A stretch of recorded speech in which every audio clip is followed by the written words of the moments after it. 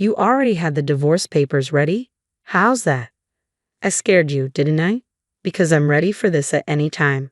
So you better cool down and reflect on what you just said. With that, my husband Lance got up and went into his room. My name is Alice, a 28-year-old office worker. I married Lance a year ago after meeting him on a blind date. He pursued me, and after a year and a half of dating, we decided to tie the knot. In hindsight, it may have been too soon, but I had always vaguely envisioned getting married and starting a family by the time I was 30, so I accepted his proposal. But I quickly realized that I should have been more cautious about such life-changing decisions. The first red flag came when Lance abruptly announced he was changing jobs right after we got married. "I'm changing jobs," he said, completely out of the blue. "Why so suddenly?" I asked, trying to understand his reasoning. "Because I can't show my full potential there," he replied confidently. I was taken aback, wondering what he meant. He informed me that he had already submitted his resignation and would be leaving his job at the end of the month. Although he was able to secure a new position, the salary was significantly lower than what he had been earning before. At the time, I thought it would be okay since I was also working, but then came the next surprise. Lance started pressuring me to quit my job. If Lance's new salary had been sufficient to cover our living expenses, I might have considered it, but with his recent job change and reduced income, quitting my job would have left us in a precarious financial situation. Despite Lance's assurances that his salary would soon increase, there was no clear timeline for when that would happen.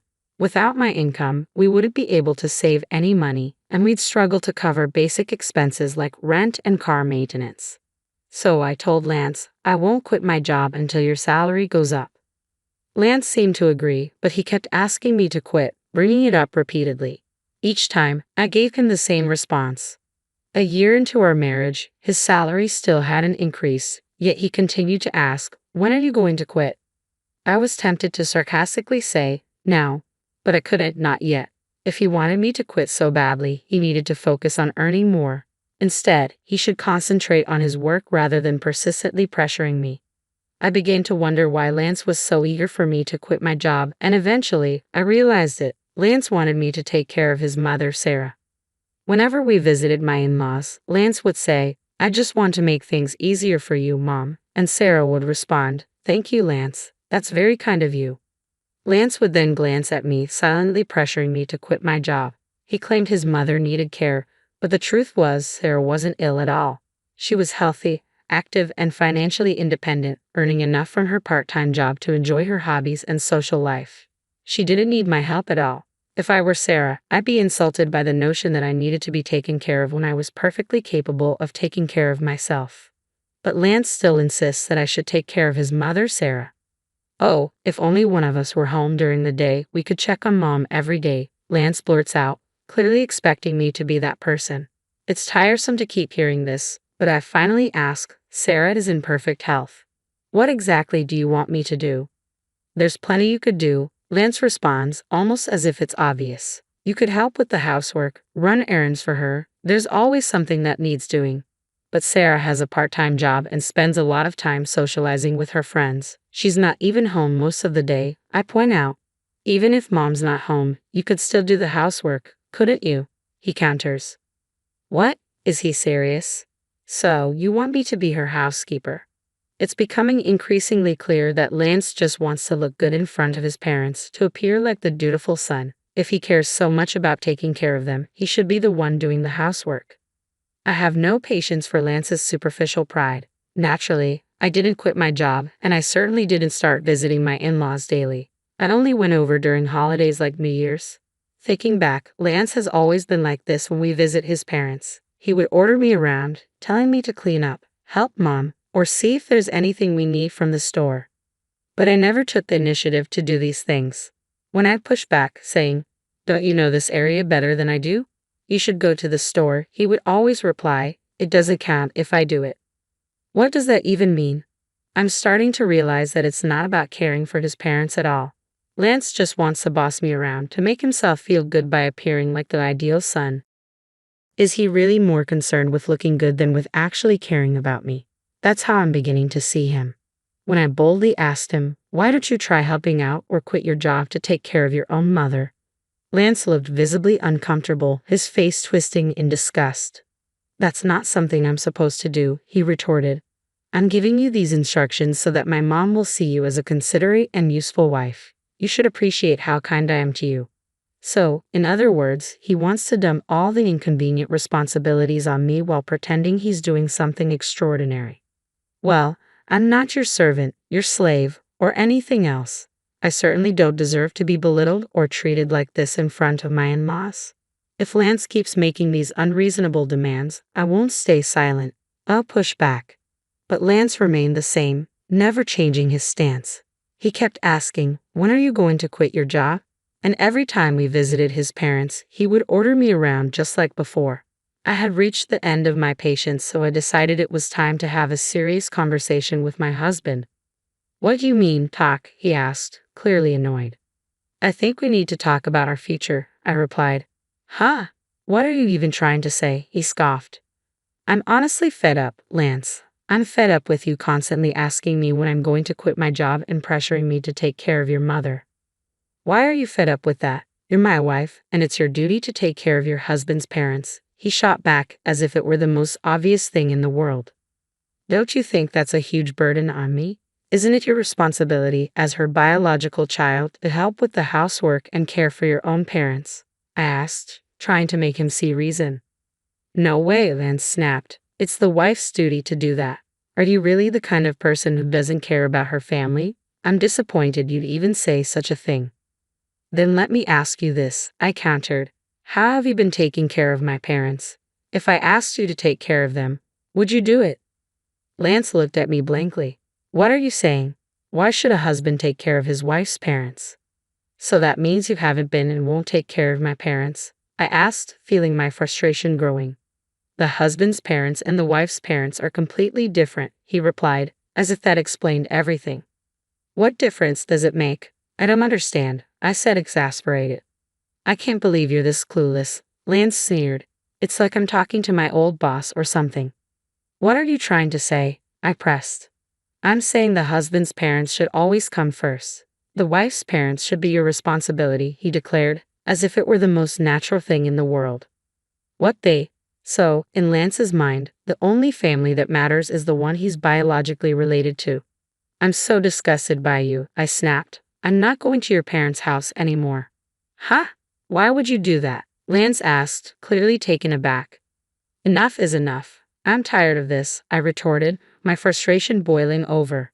"No way. How dare you talk back like that?" Lance shot back, his voice rising. "My mom was right." "What do you mean, your mom was right?" I asked, my stomach sinking. "She said you're a badly behaved wife," Lance sneered. "That's why she gave me this." With that, he pulled a piece of paper out of his bag. It was divorce papers. "What? You already had the divorce papers ready?" I asked, shocked. Lance looked disturbingly proud of himself. "How's that? I scared you, didn't I? I'm ready for this at any time," he said smugly. "So you better cool down and reflect on what you just said." With that, Lance got up and went into his room, leaving me standing there in disbelief. No way. Why is Lance so selfish? And that triumphant look on his face, it's as if he thinks these divorce papers are some kind of weapon to make me submit to his will. The fact that Sarah had prepared the divorce papers made everything even clearer. Lance is nothing more than a mama's boy, eager to do whatever Sarah says while trying to boss me around.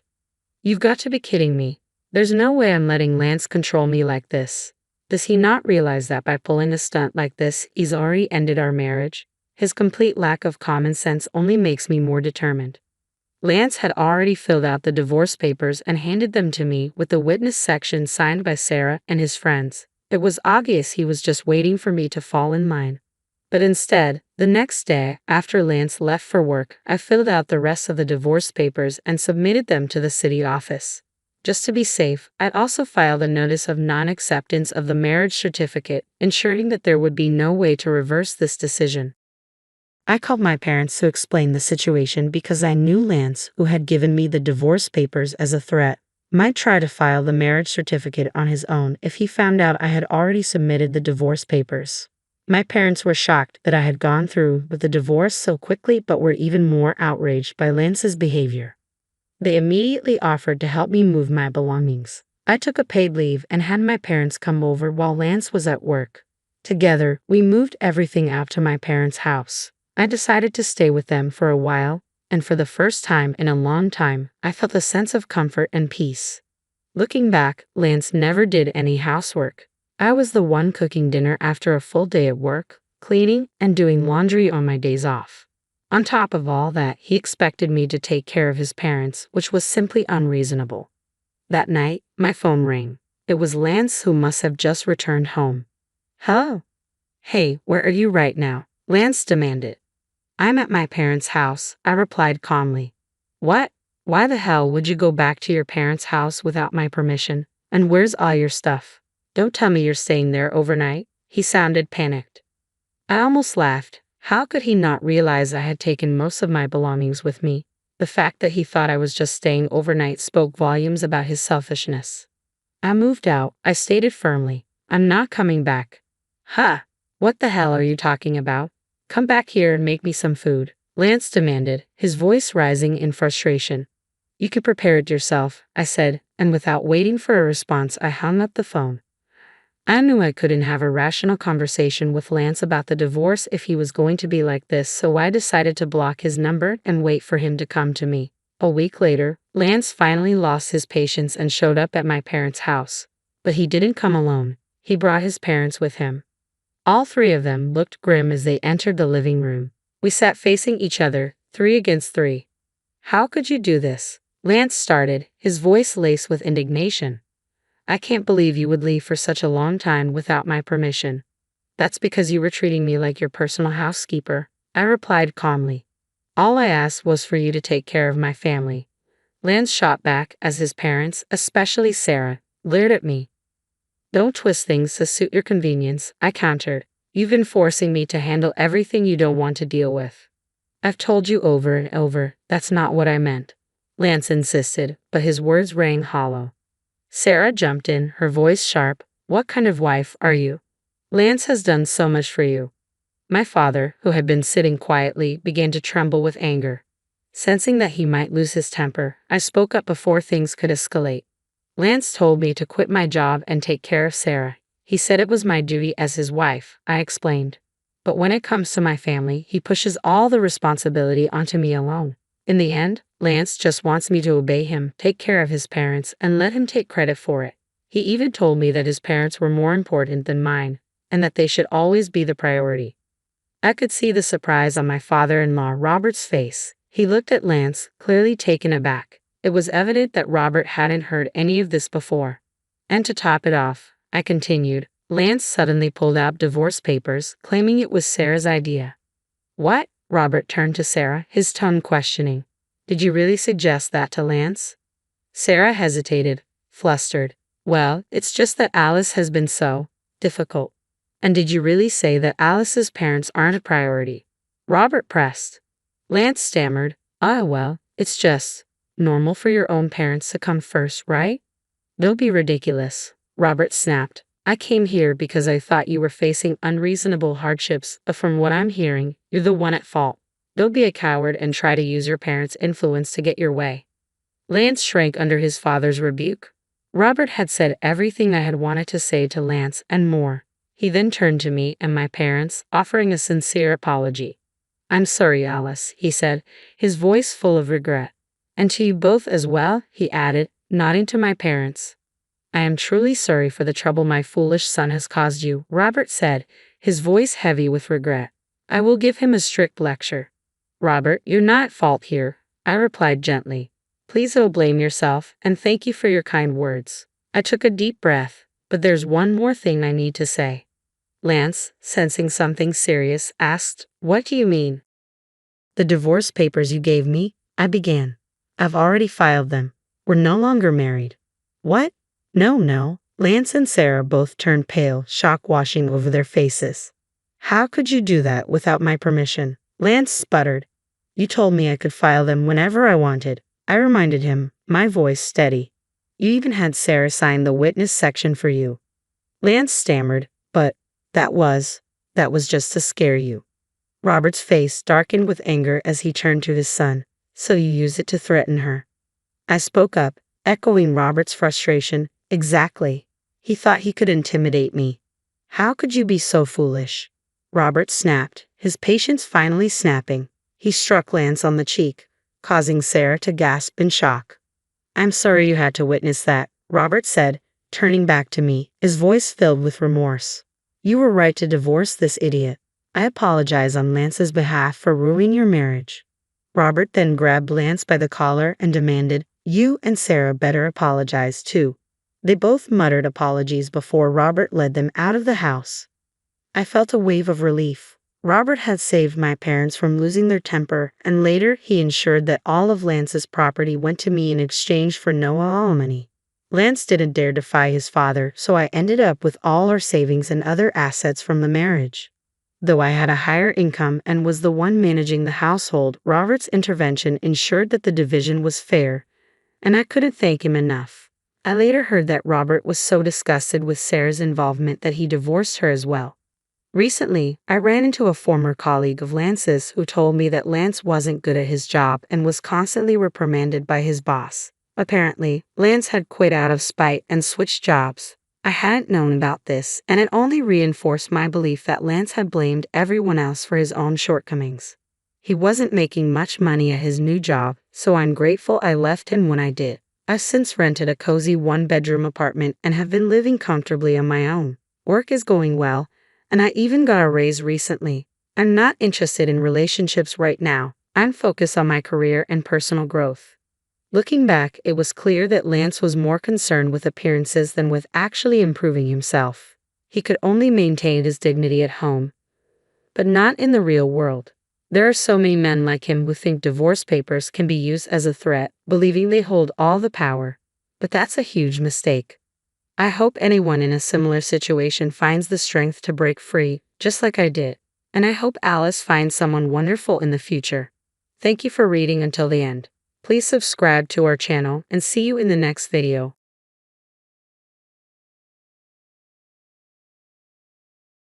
You don't have a room here, so you can sleep in the lobby like a stray dog.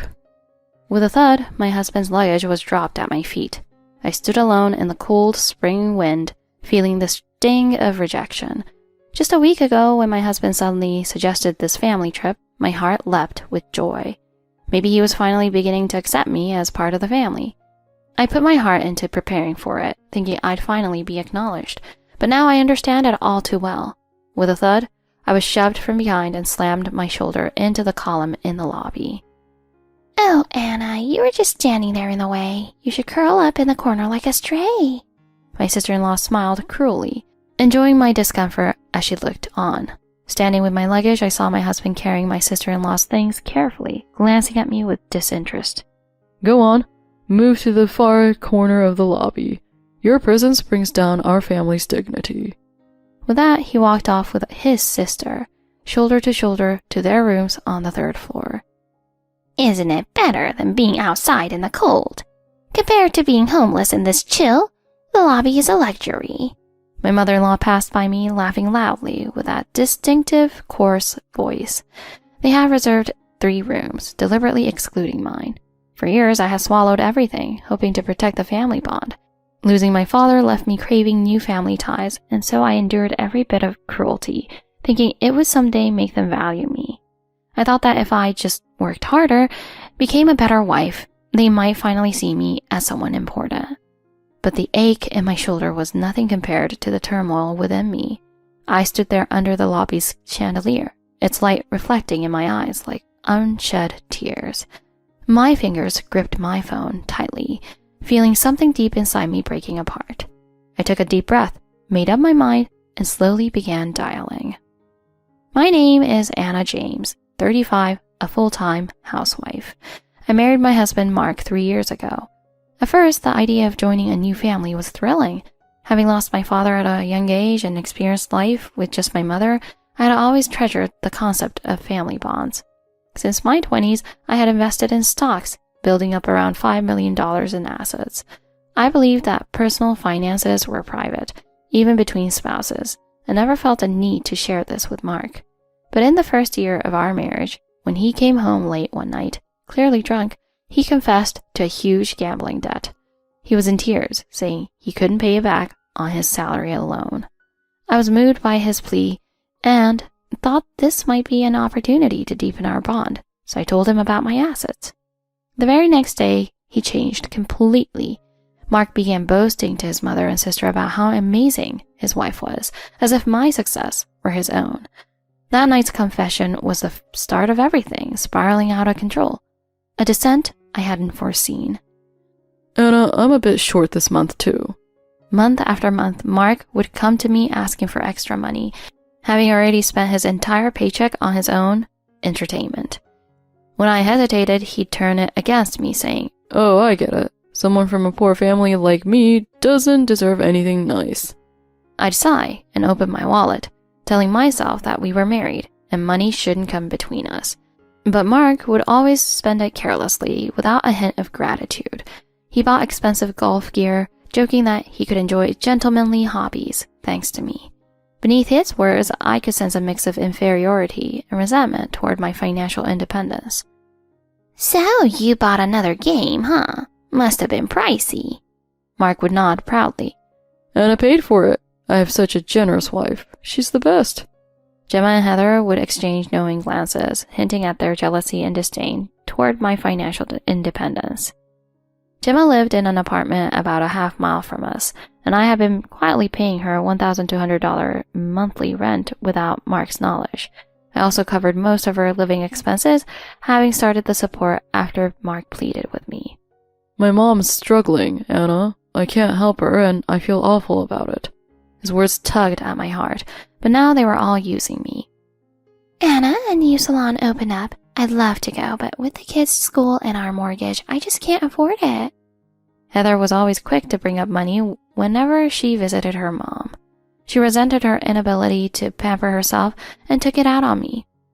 Can't you help her a little, Anna? We're family after all. Her words dripped with sarcasm as she herself leaned on me financially. To her, my wallet seemed to be the family's shared resource, and at times she made overt comments about it. Mark is lucky to have found himself such a wealthy wife.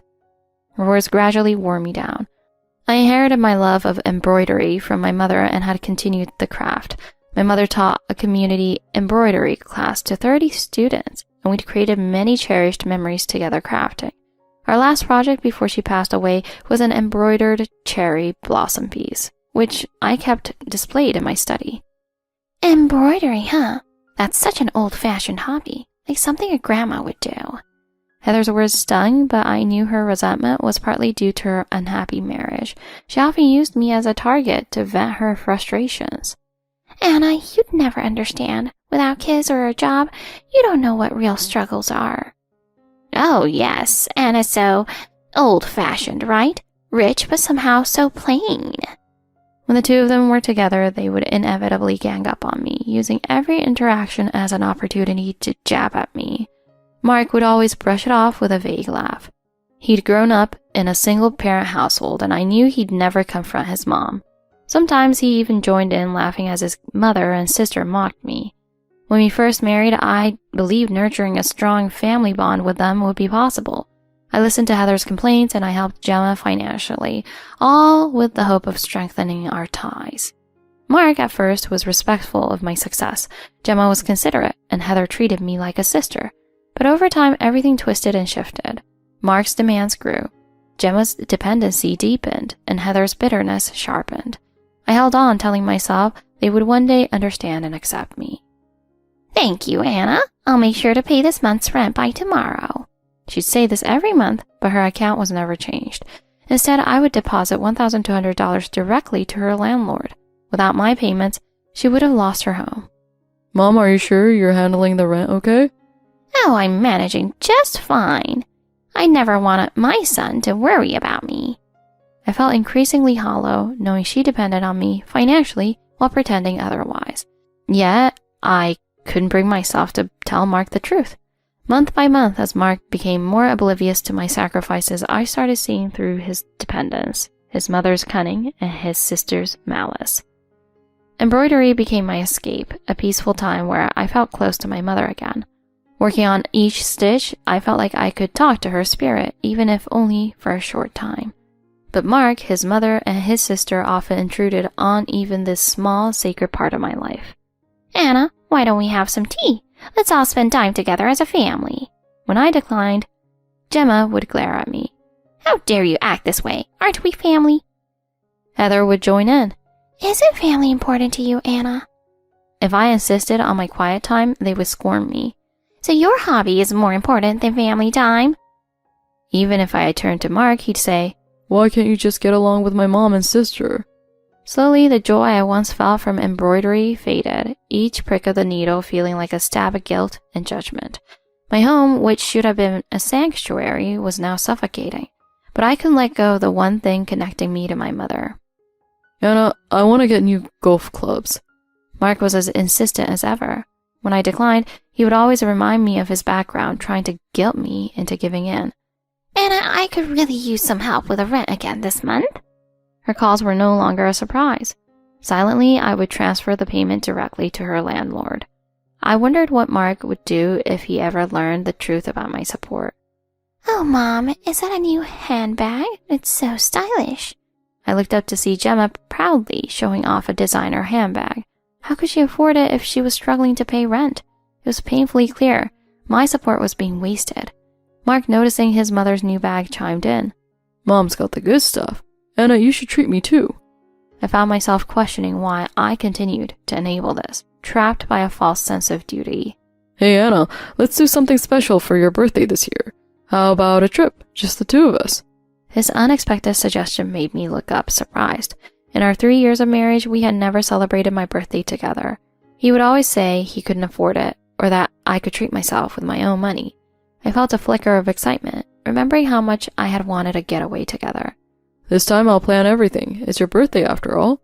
For once, he seemed genuinely enthusiastic, even researching hotels and sightseeing spots. How about somewhere nearby like Napa or Carmel? I nodded quietly, watching him scroll through his phone. When he showed me a picture of a luxury hotel, my heart lifted just a bit. The elegant lobby, grand chandeliers, everything looked beautiful. When I agreed, Mark continued with renewed excitement. I felt touched, hopeful that he was making a genuine effort. Actually, it might be better to book it under your name, for credibility. His words gave me pause, but I brushed it off, eager for the chance to spend meaningful time together. As the trip date approached, Mark's behavior grew increasingly restless. He was glued to his phone, texting frequently and occasionally smiling to himself in a way that felt odd. Is everything okay, Mark? Oh yeah, nothing, just stuff. His vague answers felt strange, but I brushed it off.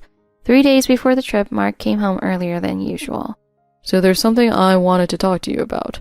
His tone made my heart sink slightly. My mom found a restaurant nearby she really wants to try, so I thought it would be nice to invite her along. Why? I barely whispered the question, feeling an uneasy weight settle in my chest. Come on, Anna. She'd love it. It'll be family time, right? Family time. It was clear that in Mark's mind, family meant his mother, his sister, and maybe me. Oh, and my sister will be coming too. He hesitated, his expression making it clear that I had never been the priority. What was supposed to be my birthday trip had somehow morphed into a family affair. My sister's husband and she had a big argument, so she could use the break, His words were sympathetic, but there was a rehearsed quality to his explanation. But this was supposed to be my birthday. What's the problem? It's just family. His tone became sharper, turning the blame on me. So what, Anna? Are you really that against having them with us? His gaze hardened, as if daring me to argue. I swallowed my response. Somehow, his challenge felt like another game he'd won. The morning of the trip, Gemma and Heather stood by the station, waiting as though they'd planned to join all along. Anna, we're all set to go, right? Her voice held that familiar taunting sweetness. Isn't this just perfect? A family trip on your birthday. Her words dripped with sarcasm, and I felt my last ounce of hope crumble. 3 years of marriage, and I sacrificed so much for what I thought would be meaningful family ties. Waiting quietly on the platform, I closed my eyes, feeling a faint breeze touch my cheek. Oh, Mark, I'd love one of those nice lunches. Her voice was piercing and intentionally loud. She looped her arm through Mark's, looking right past me as though I were invisible. Sure, Mom. Anna, can you pay for it? He held his hand out to me without even a glance, still focused on his mother and sister. All right. I handed over my wallet, feeling the weight of his disregard. I'll have the shrimp stir-fry. Make it just like Mark's order. It's what he loves, after all. She glanced at me with a self-satisfied look as she placed her order. Same for me. Nothing like family all enjoying the same thing, huh? The three of them grinned at each other, leaving me an outsider in what was supposed to be my special day. On the train, Mark sat between his mother and sister, with me relegated to a separate seat across the aisle. So, Mark, last night was awful. My husband, well, you know how he is. Her dramatic complaints filled the train car, drawing glances from nearby passengers.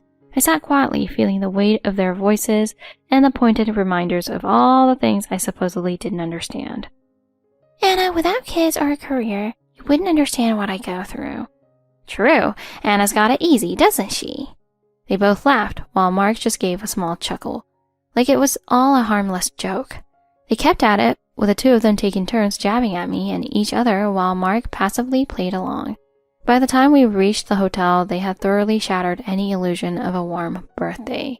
I waited quietly in the lobby as they checked in. Hello, Mr. James. Your reservation includes 2 rooms.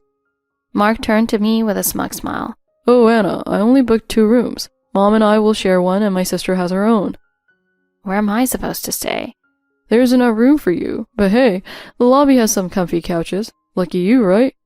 Gemma and Heather laughed openly, not even bothering to hide their satisfaction. Look, on the bright side, Anna.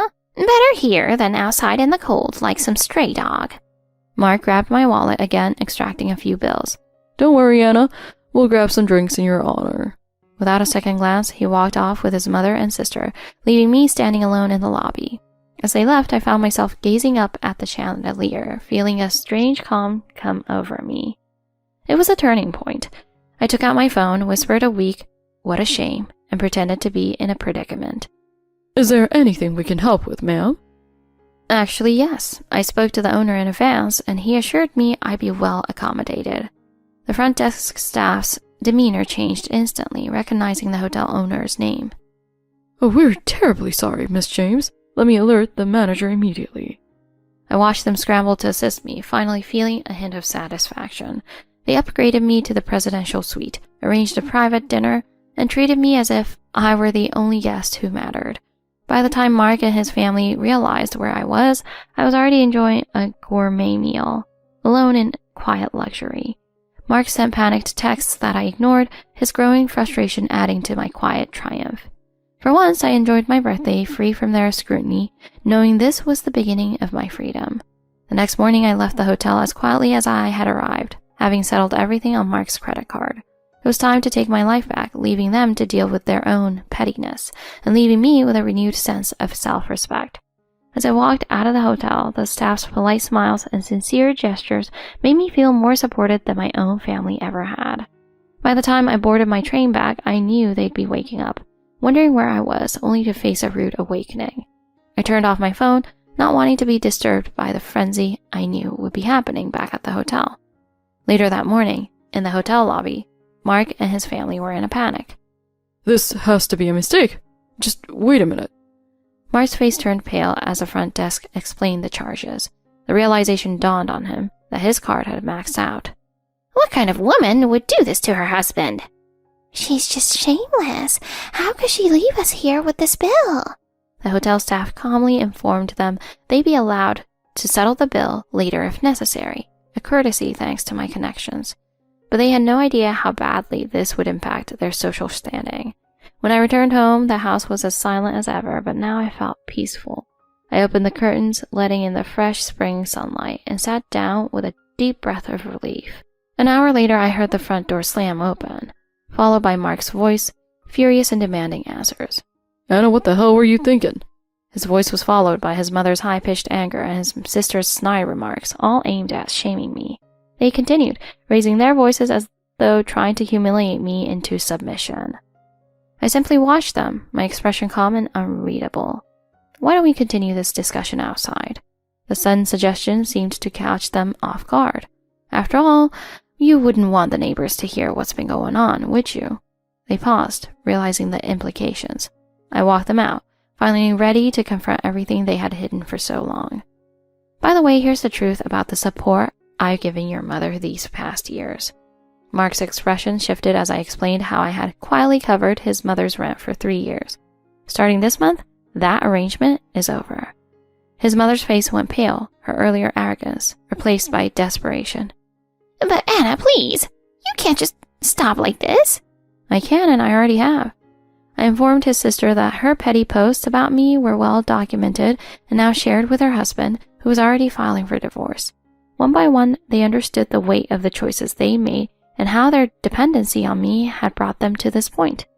For years, they had bonded over their disdain, but now, unable to face one another, they were truly alone. A few weeks later, Mark came by to collect the rest of his things. I wore a simple black dress and looked put together, knowing this was our last goodbye. Can't we start over? You spent years treating me like a monster wife, didn't you? Well, I hope you enjoyed it.